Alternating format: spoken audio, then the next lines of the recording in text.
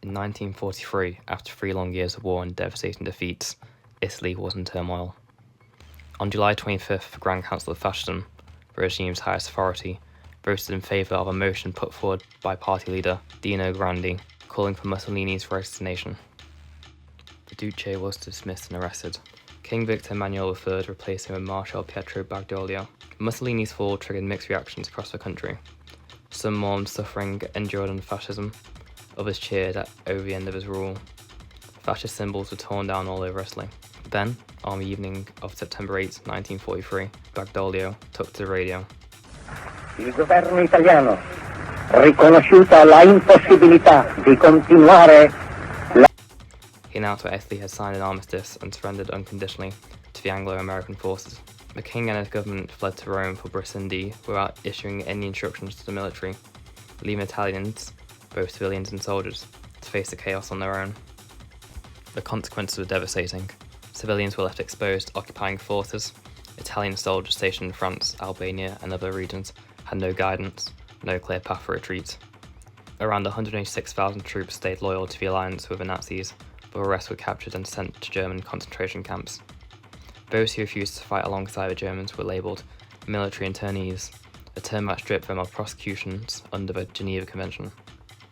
They received no Red Cross aid and were forced into labour. The RSI later launched a campaign to recruit from these camps, promising better conditions and a chance to go home. But it didn't work. 85% of the internees choose to stay imprisoned rather than fight for the regime. Most would only return after the war ended. The hardships they endured were captured in the haunting drawings of Marcello Tomandi, himself a military internee.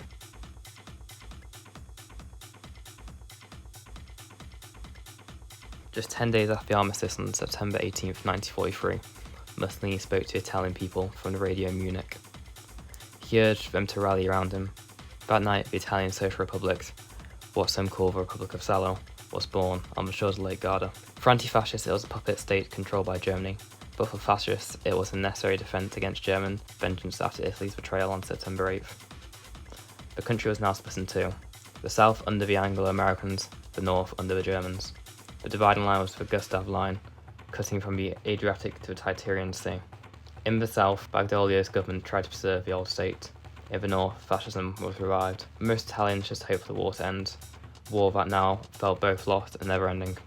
The new fascist state, set up close to Germany, where Hitler could keep an eye on things, was located on the shores of Lake Garda. It was easy to find villas there to seize for government use. On October 8, Mussolini, now reunited with his family, moved into Villa Vercinelli in Gargano. The presidency of the council operates out of the former Ulstein Sisters Villa. Government offices, ministries and residences were spread between Gargano and Salò. The monastery of Santa Cristina, now the Museum of Salò, became the headquarters of the Republic National Guard. The nearby Stefani News Agency acted as the RSI's official press office. It would become simply known as Salò. After some internal disputes, the RSI government took full shape by late September. Mussolini held on to the Ministry of Foreign Affairs.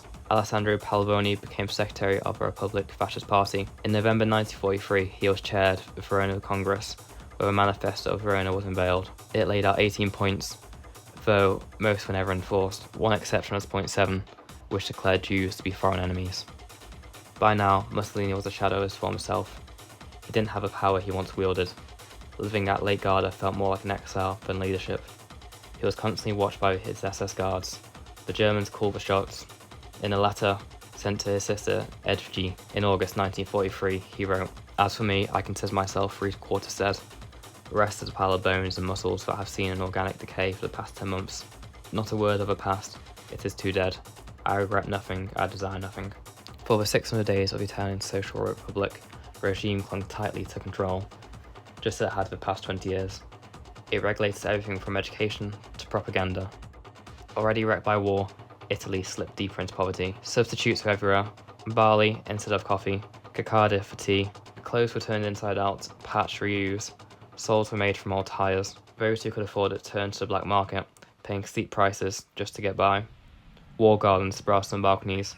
Town squares became wheat fields. Starting in October 1943, German propaganda took over media in northern Italy. Even the children weren't spared.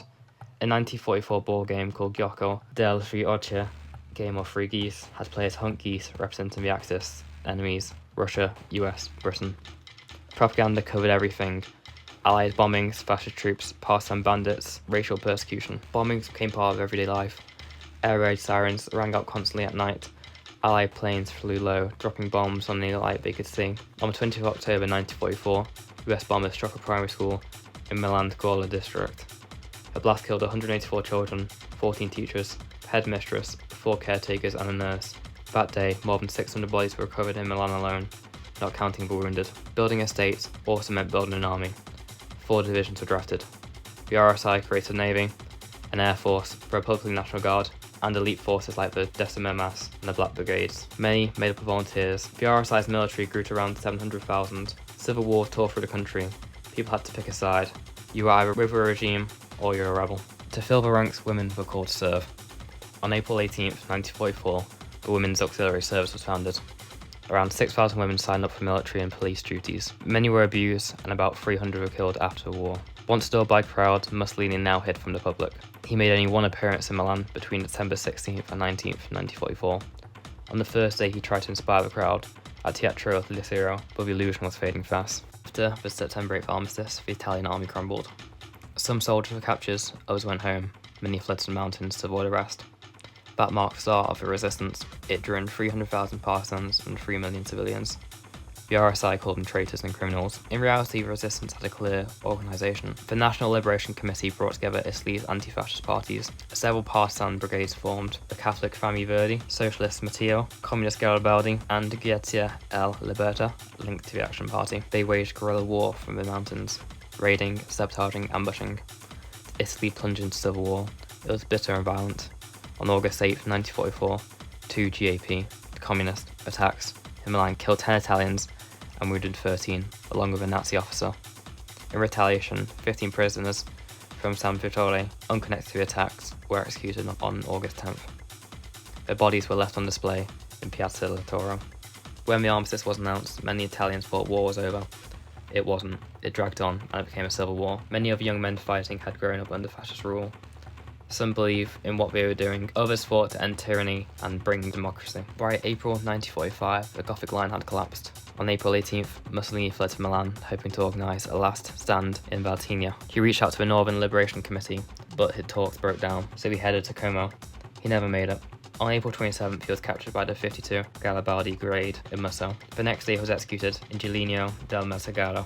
His body, along with Cleta Petacci and 18 fascist officials, he was hung upside down in the Piazza del Loreto. By April 25th, Allied forces and the Army of the South had crossed the Po River. Partisans launched a general uprising across the north. 2 days later, Allied troops entered Milan, Turin, Brescia, where resistance fighters were pushing back against German retreats. Italy was finally free, but would remain under Allied military rule until the end of the year. In June, the first post-liberation government was formed under Pietro Palli of the Action Party. It marked the beginning of Italy's transformation into a democratic republic, led by the very forces that had resisted fascism.